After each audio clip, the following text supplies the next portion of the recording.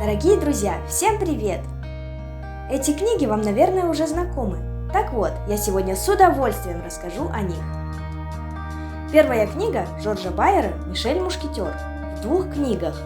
18 из серии «Приключения Мишеля». Следующая книга Люка Бессона «Артур и Минипуты» в 3 частях.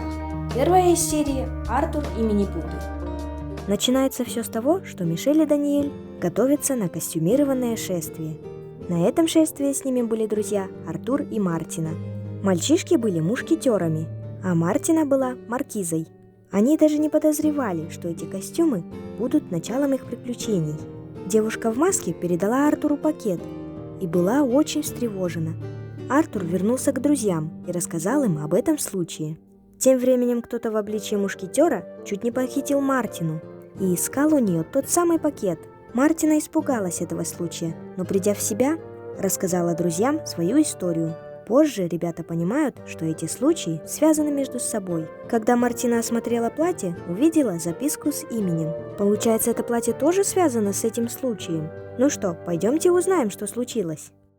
Следующая книга «Артур и Минипуты». Здесь он узнает о стране Минипутов. Прошло 4 года с тех пор, как дедушка Артура исчез. А у бабушки Артура были проблемы. Она могла лишиться дома. Артуру хочется, чтобы бабушка была счастлива. Ведь дедушки нет.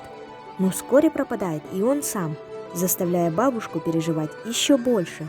Наш герой отгадывает загадки, которые ему оставил Арчибальд.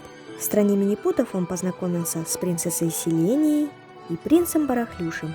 Он постепенно подружился с ними, и они вместе решили победить ужасного У. Для этого им нужно отправиться в Некрополис, в ту страну, где правит этот У. Давайте вместе поддержим детей в нелегком приключении. Надеюсь, что эти книги украсят ваш досуг. Всем спасибо за внимание. До следующих встреч!